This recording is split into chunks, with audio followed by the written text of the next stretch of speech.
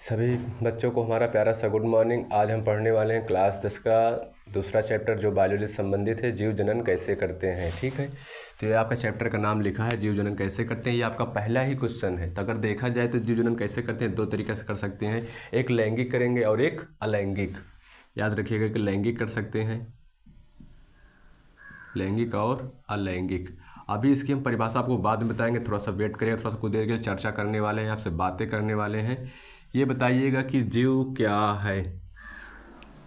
आप जीव को तो देखे ही हो, तो क्या जिस हम मार्का से लिख रहे हैं क्या ये जीव है या निर्जीव है, तो आप किस प्रकार से बताओगे कि एक जीव क्या है, उसका परिभाषा किस प्रकार से दे पाओगे, बताइएगा सब लोग। हम कुछ देर के लिए वेट करते हैं, आप लोग सोच लीजिएगा। अगर आपको सोच में आ गया तो आ गया, नहीं तो हम खुद बताने वाले हैं आपको जीव क्या है।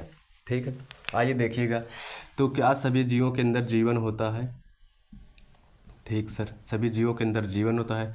तो जीवन क्या है, आप जीवन के बारे में बता सकते हैं, या हम बोल दें इसके समान लक्षण को ले लीजिएगा। जीव के समान लक्षण को लीजिए एंड जीव के विशिष्ट लक्षण या मुख्य लक्षण। ठीक, हम किस प्रकार से जीव को समझ सकते हैं। देखिए, एक मुख्य लक्षण आ गया, एक समान लक्षण। समान लक्षण का मतलब इसमें निर्जीव भी शामिल हो सकते हैं, मतलब कि इसमें निर्जीव भी आ सकते हैं प्लस सजीव। मतलब ऐसे लक्षण यहाँ पे हम लेंगे। समान लक्षण का मतलब जो निर्जीव में भी मिल सकते हैं एंड सजीव में भी मिल सकते हैं, लेकिन मुख्य लक्षण जो है सजीवों का मुख्य लक्षण केवल ये सजीव में ही मिल सकते हैं। ठीक, अब बताइएगा, आप कुछ पहले चैप्टर में पढ़े थे, जैसे कि आपने पढ़ा श्वसन। क्या सभी निर्जीव पदार्थ श्वसन कर सकते हैं? नहीं श्वसन कर सकते हैं ना। तो श्वसन आपने वहाँ पे पढ़ लिया, पहले चैप्टर में श्वसन पढ़ लिए, परिवहन पढ़ लिए, ठीक, और भी बहुत कुछ पढ़ लिए, जैसे कि उत्सर्जन पढ़ लिए। ठीक, ये सब होगा। लेकिन देखा जाए तो श्वसन भी निर्जीव पदार्थ भी कर लेते हैं। आप कहोगे सर जी कैसे? कुछ मोटरसाइकिल ऐसे होते हैं जो कि श्वसन करते हैं, कुछ ऐसे भी हैं जो परिवहन भी होता है, जिसके अंदर पेट्रोल का परिवहन हो गया, कुछ उत्सर्जन भी हो गया, कुछ अपशिष्ट पदार्थ भी धुएं के रूप में या कार्बन के रूप में निकल जाता है। ये सारी बातें तो गलत कर दी जाती है, यहाँ समान लक्षण में आ जाता है, देखने को मिल जाता है। ठीक है, ठीक है, तो इन सब को देखिएगा, एक क्रियाएँ हैं। ठीक है, ये क्या है? क्रिया। ठीक, एक क्रिया है। कौन सी क्रिया है? जो जीव को जीवित बनाती हैं, जीव को जीवित बनाए रखने में सक्षम करती हैं, जीवित बनाए रखने में। ठीक है, रखने में सक्षम है। तो हमें वो क्रिया देखनी है जो कि जीवों में ही पाई जाए। ठीक है, निर्जीव में ना पाई जाए। ठीक है, तो हम देखने वाले हैं इस चीज़ को। आप क्या कर लीजिएगा, इस चीज़ को आप इस साइड कर लीजिएगा, क्योंकि ये निर्जीव में भी शामिल है, अणुजीव का भी लक्षण है एंड निर्जीव में भी शामिल है। तो हम एक सजीव की परिभाषा इस प्रकार देंगे कि सजीव में कोशिका संगठन होता है। सभी जीवों में कोशिका संगठन होता है। तो कोशिका संगठन का मतलब ये निकल के आया कि सभी जीवों में कोशिका होती है, इसका मतलब निर्जीव पदार्थ में कोशिका नहीं पाई जाती। तो याद रखिएगा, आप कुछ उठा लीजिएगा, सभी कोई भी निर्जीव को उठा लीजिएगा, उसके अंदर कोशिका नहीं पाई जाएगी। और दूसरे नंबर पर देखा जाए तो उपापचय क्रिया होती है, उपापचय क्रिया। ठीक है, लेकिन उपापचय क्रिया तो आप लैब में भी देख सकते हो, क्योंकि उपापचय क्रिया का मतलब समस्त जितनी भी रासायनिक अभिक्रिया है जीवों के अंदर, रासायनिक अभिक्रिया, जितनी भी रासायनिक अभिक्रिया हैं वो सब क्या है? एक उपापचय है। लेकिन देखा जाए जिसे हम लैब में भी कर सकते हैं, लेकिन ये जीवों का मुख्य लक्षण माना जाता है उपापचय क्रिया, क्योंकि मानव शरीर में कुछ क्रियाएं टूटती भी हैं, कुछ क्रियाएं टूटकर जुड़ती भी हैं। ठीक है, और देखिएगा जैसे कि एक और आ जाता है। ठीक, क्या जनन जीवों का लक्षण है? जनन, क्या जनन जीवों का मुख्य लक्षण है? बात ये आई, जनन।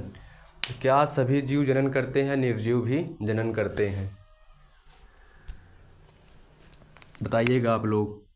इसको आप लोग बताइएगा, हम बताने वाले हैं एक और, जैसे संवेदना। ठीक, संवेदना जीवों का मुख्य लक्षण है। जो जो स्टार कर दे रहे हैं आप यही बताइएगा। जीवों का मुख्य लक्षण कोशिका संगठन हो गया, उपापचय हो गया, संवेदना। सभी जीवों के अंदर संवेदना पाई जाती है। संवेदना का देखा जाए परिभाषा किस प्रकार से बनकर आती है, तो आप ध्यान समझिए, पर्यावरण के प्रति या बाह्य कारक के प्रति जो भी क्रिया करें, जैसे पर्यावरण में कुछ बदलाव आ गया तो हम कुछ अलग प्रकार का अपने शरीर को ढाल लेते हैं, या कुछ बाह्य कार्य जैसे कोई टच कर लिया, छू लिया, कुछ हम अलग प्रकार का इमोशन करते हैं, तो वही सब क्या कहलाता है? संवेदना। ठीक है, तो सभी जीवों के अंदर, ठीक, सभी जीवों के अंदर क्या पाई जाती है? संवेदना। सभी जीवों के अंदर संवेदना पाई जाती है। लेकिन अब इंटेलिजेंट तो आप भी होंगे, आप तुरंत गलत कर दोगे, क्योंकि सर जी बोल दे, क्योंकि जो फ़ोन होता है फ़ोन में भी तो पाया जाता है संवेदना, उसको टच करता तो चलता है, नहीं चलता ही नहीं है। लेकिन ये संवेदना यहाँ पर जीवों का मुख्य लक्षण मानी जाती है। ये हो गया, ये हो गया, ये। लेकिन ये जो प्रक्रियाएं हैं जीव को जीवित बनाए रखने में सक्षम होती हैं। लेकिन देखा जाए तो ये कई जगह भी पाई जा सकती हैं। अगर कोई मोटरसाइकिल अगर उसके अंदर से कुछ उत्सर्जन पदार्थ नहीं निकलेगा तो वो भी गाड़ी क्या हो जाएगी, ख़राब हो जाएगी। इसलिए इस लक्षण को हमने नहीं लिया यहाँ पर। तो क्या हो गया आपके पास, संवेदना, उपापचय, कोशिका संगठन, ये जीवों का मुख्य लक्षण माना जाता है। ठीक है, तो यहाँ पर हम बात कर रहे थे जीवन क्या है। कुछ देर के लिए बताइएगा जीवन क्या है। ठीक है, क्या जीवन ही जीव है? सभी जीवों के अंदर जीवन होता है, तो जीवन क्या है तो आप बताइएगा। क्या आपने पढ़ा है जीवन की मौलिक इकाई? जीवन की मौलिक इकाई कोशिका होती है ना, ये आप पढ़े हैं, the fundamental unit of life. तो जीवन की मौलिक इकाई क्या है? कोशिका। ठीक, जीवन की मौलिक इकाई कोशिका है या संरचनात्मक इकाई है? तो जीवन की मौलिक इकाई कोशिका ना बोलकर हम बोल दें संरचनात्मक और क्रियात्मक इकाई क्या है, कोशिका है। ठीक है, लेकिन कोशिका से अगर देखा जाए, कोशिका से भी कुछ छोटा चीज़ है। मतलब कि अगर देखा जाए तो कोशिका से भी क्या है ऊपर, मतलब इससे भी छोटा, कोशिका से भी छोटा क्या है, कोशिकांग है। सर जी मान लिए कोशिकांग है। कोशिकांग से भी छोटा अगर देख लें तो हमें क्या मिलता है, कोशिकांगों के अंदर क्या हमें रसायन देखने को मिलता है, कार्बनिक व अकार्बनिक रसायन। ठीक है, तो यहाँ पे क्या हो गया, कार्बनिक व अकार्बनिक रसायन। कार्बनिक भी देखने को मिलेगा या अकार्बनिक। ठीक है, अकार्बनिक। तो याद रखिएगा क्या है, सभी जीवों में कार्बनिक व अकार्बनिक तत्व तो पाए जाते हैं सभी जीवों का। ठीक है, सबसे मेन क्या होगा, सबसे छोटी से छोटी, सबसे क्या समझो, परमाणु समझ लीजिएगा ये क्या है। तो कार्बनिक व अकार्बनिक क्या है, इनको हम रसायन बोल सकते हैं नहीं। ठीक, इनको हम रसायन की नाम दे सकते हैं, रसायन बोल सकते हैं कि नहीं, रसायन पाएगा। ठीक, क्या मानव शरीर में, क्या किसी भी जीव में क्या एक ही प्रकार का रसायन पाया जाएगा, बहुत सारे रसायन होंगे। ठीक है, जटिल रूप में भी पाए जा सकते हैं, सरल रूप में भी। ठीक है, जटिल रूप में भी पाए जा सकते हैं एवं सरल रूप में भी। ठीक, याद रखिएगा दोनों बात। तो परिभाषा क्या निकल के आ रही है, जीवन की परिभाषा पर देख लेते हैं। ठीक है, पहले परिभाषा को समझते हैं। जैसे कि अगर देखा जाए तो फिर से देख लीजिएगा, ये ऊपर का क्रम था। ठीक है, कोशिका के बाद कोशिकांग आया। ठीक, कोशिका के बाद कोशिकांग आया, कोशिकांग के बाद कुछ कार्बनिक व अकार्बनिक तत्व हैं जो कोशिका के अंदर केमिकल रिएक्शन होता है। जैसे कि प्रोटीन में से देखा जाए, राइबोसोम में प्रोटीन का संश्लेषण होता है। ठीक है, तो प्रोटीन भी क्या है, एक कार्बनिक तत्व ही है। ठीक, और ये हो गए जैसे कि रसायन, और जटिल व सरल भी पाए जा सकते हैं। तो कोशिका के बाद क्या बन सकता है, तो कोशिका अगर मिल जाती है तो एक प्रकार के संरचना, बहुत सारी कोशिकाएं मिलती हैं तो एक संरचना का निर्माण, जिससे हम ऊतक बोलते हैं। और ऊतक सारे मिल जाते हैं तो एक ऊतक तंत्र बोल देते हैं। ऊतक तंत्र भी मिलते हैं तो क्या बन जाता है, एक अंग बन जाता है। फिर अंग से अंग तंत्र बन जाता है, अंग तंत्र से एक बॉडी बन जाता है। तो देखा जाए तो क्या ये जीवन है, क्या एक बॉडी हुई जीवन को मान सकते हैं। ठीक, लेकिन हम कहाँ से जीव को समझते हैं, कोशिका से ही जीवन का माना जाता है। क्योंकि किसी भी जीव में कोशिकांग पाया गया तो कोशिका होगी तो ही कोशिकांग पाया जाएगा।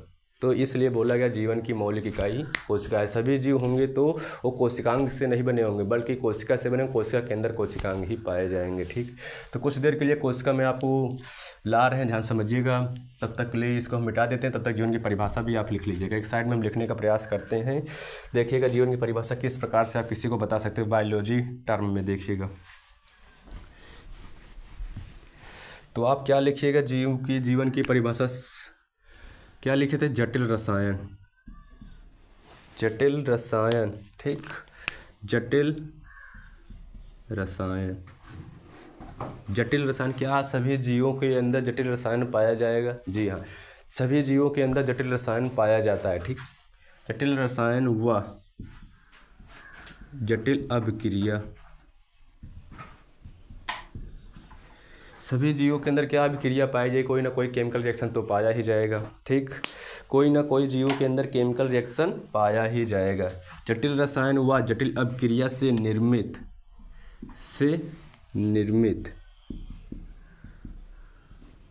संगठन।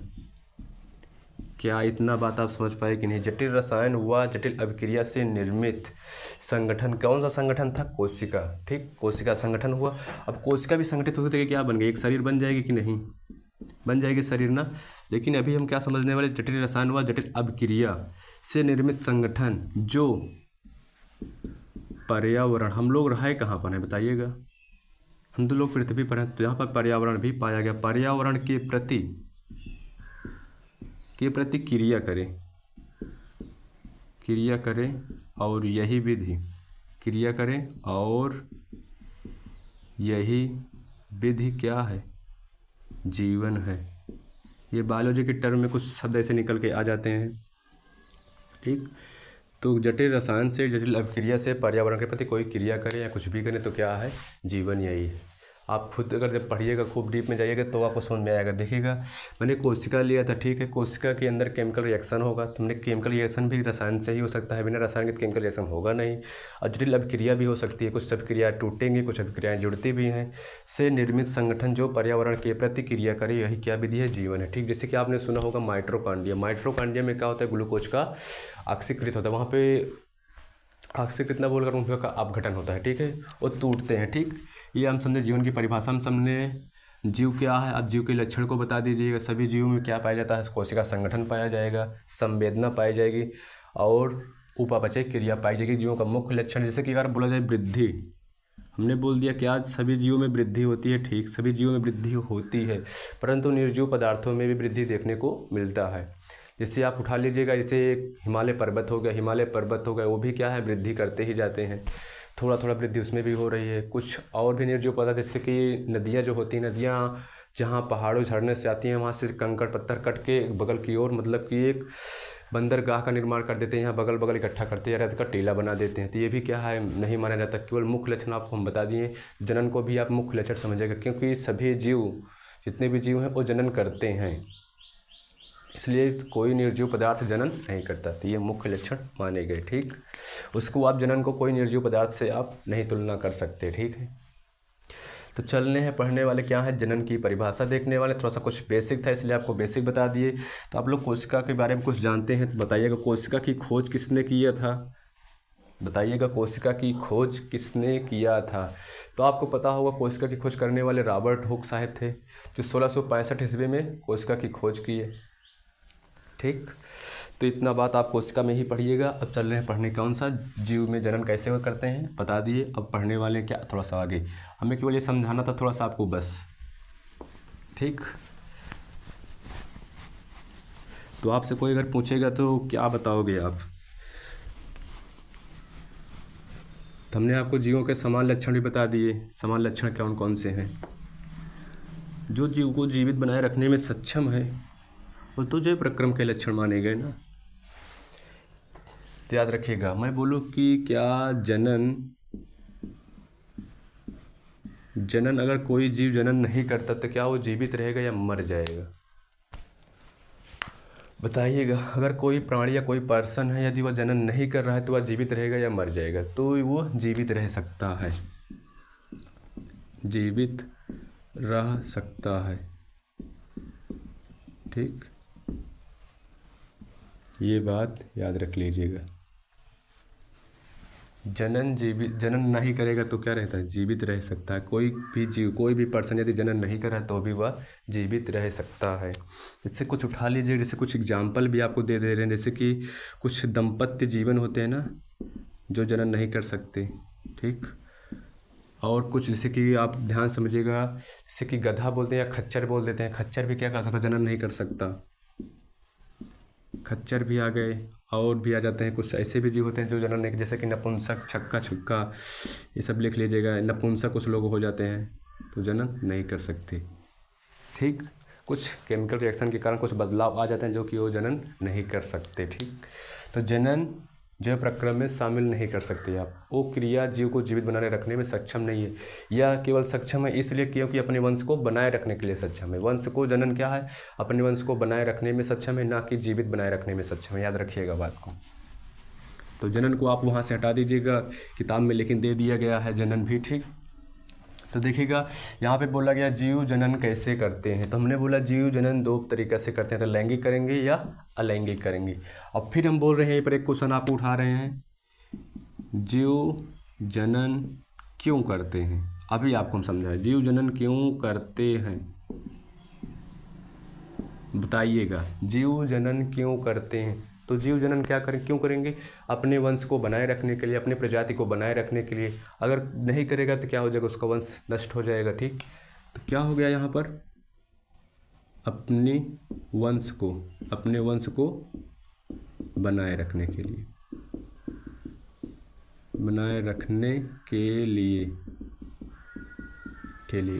अपने वंश को बनाए रखने के लिए क्या करते हैं, जीव जनन करते हैं। अगर आपसे कोई पूछे जीव जनन क्यों करते हैं, तो अपने वंश को बनाए रखने के लिए जीव जनन करते हैं। इतना आप समझे। अब हम चलने वाले लैंगिक और अलैंगिक क्या है। तो हमने बोला कि जीव जनन कैसे करते हैं, दो तरीके से करते हैं। सही, लैंगिक का मतलब क्या है एंड अलैंगिक का मतलब, ठीक, ये हम देखने वाले। ठीक,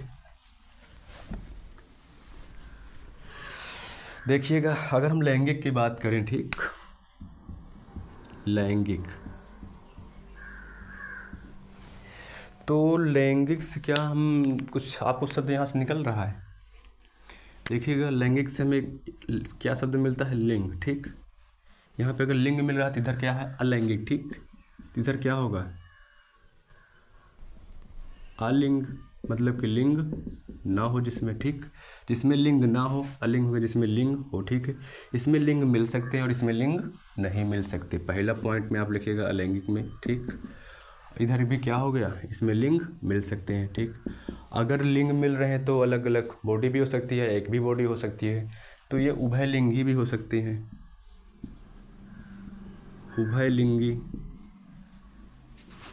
उभयलिंगी प्लस एक लिंगी। ठीक है, एक लिंग का मतलब 2 पर्सन जिसमें हो, 2 पर्सन, 2 व्यक्ति। ठीक, 2 व्यक्ति पाए जाएंगे। एक लिंगी में एक ही पर्सन होगा, एक ही व्यक्ति हो सकता है। ठीक,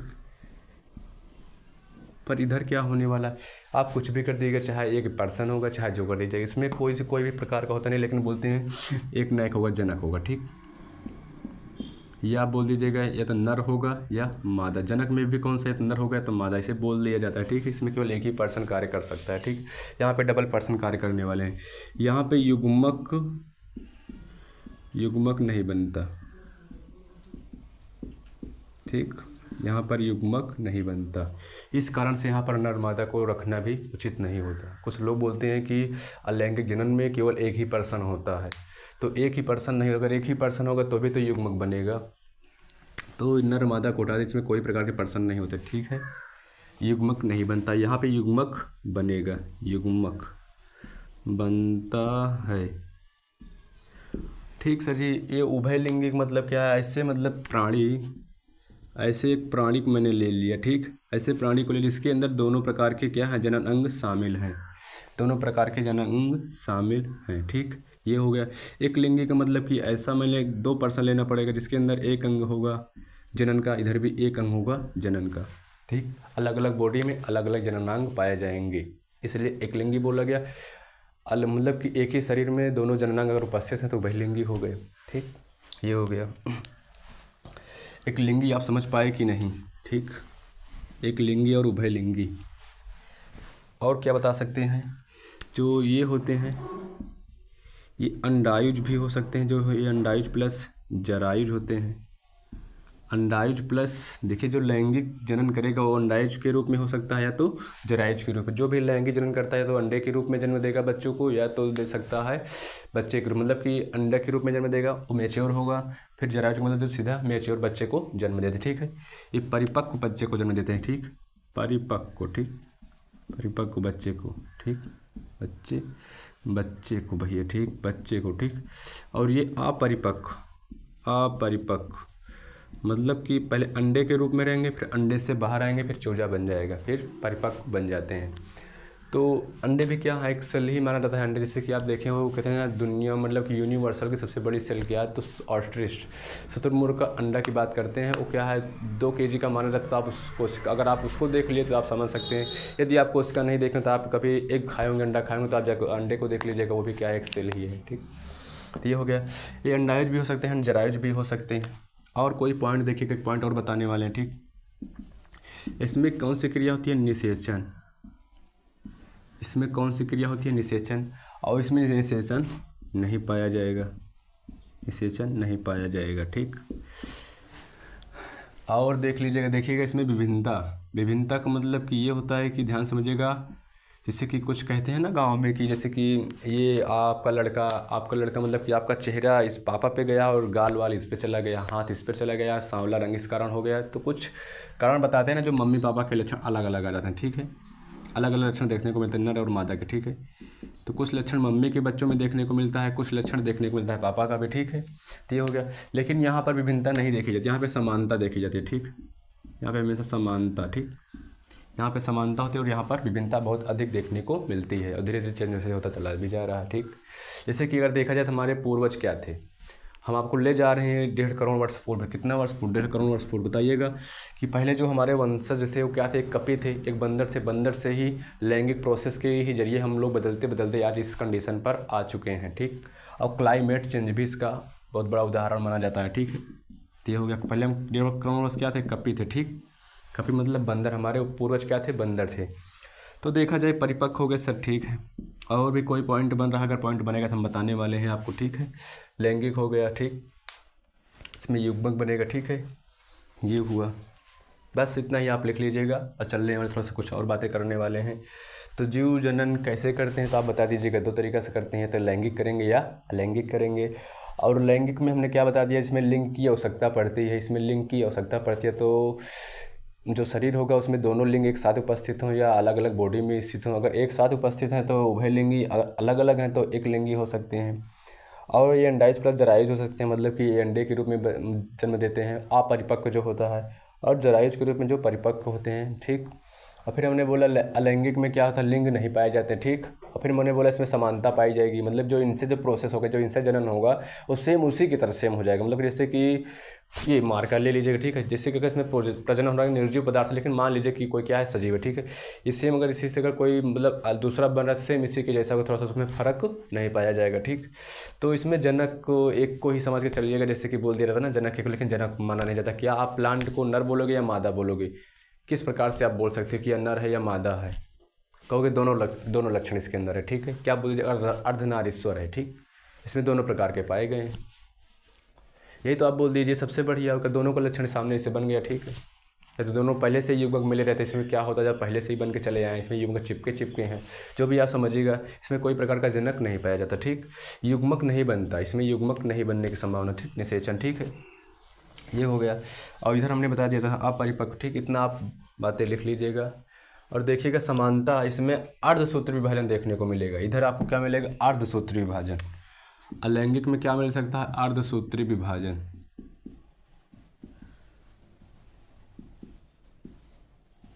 यहाँ पे अर्धसूत्री विभाजन देखने को मिलता है, यहाँ पे समसूत्री विभाजन देखने को मिल सकता है। समसूत्री विभाजन, ठीक। प्लांटों में समसूत्री विभाजन देखने को मिल सकता है। लेकिन याद रखिएगा जब हम इसमें अलैंगिक में प्लांट भी आते हैं, पर प्लांट में भी कुछ ऐसे प्लांट हैं जो लैंगिक जनन भी करते हैं।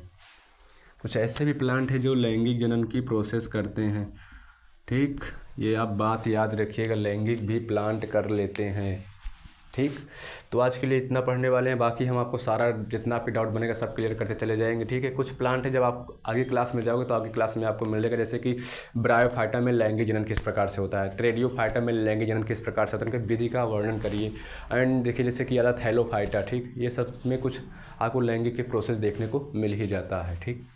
पर वहाँ पर नर मादा होता है नहीं होता, लेकिन वहाँ पर नर मादा ना होकर वहाँ पर पुधानी व पुमंग पाए जाते हैं। इस प्रकार की कुछ संरचनाएं देखने को मिलेगी, आप वहाँ पर पढ़िएगा। आप आगे क्लास में आपको ये मिल सकता है, लेकिन आप इतना समझ रहिएगा मेन पॉइंट, जैसे कि लिंग इसमें नहीं पाया गया, इसमें लिंग पाया गया। सीधा सा एक सिंपल सा उदाहरण। निषेचन नहीं होगा, निषेचन होगा। ये क्या हो सकता है? अपरिपक्व या परिपक्व बच्चे के रूप में दे देते, और ये पूरा सेम ही बच्चे को दे देते अपने आकार में, बस छोटा सा रहेगा। बस ऐसे किसी प्लांट की एक टहनी को आप काट कर ज़मीन पर लगा दिए, बस ये इतना आज यह पढ़ना है। तो थैंक्स फॉर वॉचिंग। आज के लिए इतना ही। कल हम पढ़ने वाले हैं अलैंगिक जनन। यदि आपको समझ में आया है तो कमेंट बताइएगा कि समझ में आया कि नहीं, या कुछ कमियां अगर लिखने में अगर इस साइड से उस साइड थोड़ा सा लिख देते हैं ना इधर उधर, तो बताइएगा सही से क्रम से भी लिख देंगे आपको समझने के लिए। बाकी आप इतने समझदार हो भी हो, आप लिख सकते हो, आप बोल भी तो रहे हैं, ठीक है। कल हम पढ़ने वाले लैंगिक जनन। लैंगिक जनन में कितनी सारे प्रोसेस काम करते हैं, कितनी सारी प्रोसेस, कितनी सारी क्रियाएँ होती हैं। जैसे कि बोला गया था ना कि बीजाणु जनन हो गया, और फ्रेगमेंटेशन, विखंडन, विखंडी जनन, मुकुलन, काई, ग्राफ्टिंग, लेयरिंग, ये सब जितनी भी चीज़ें हैं यहाँ पर पढ़ने वाले, पहले इसको हम पढ़ लेंगे, फिर हम लैंगिक जनन पे आ जाएंगे। जो हाई स्कूल के हिसाब से देखा जाए तो लैंगिक में हम क्या क्या पढ़ने वाले हैं याद रखिएगा। लैंगिक में ये चैप्टर आपके लिए बहुत इंपॉर्टेंट होने वाला है, ठीक है।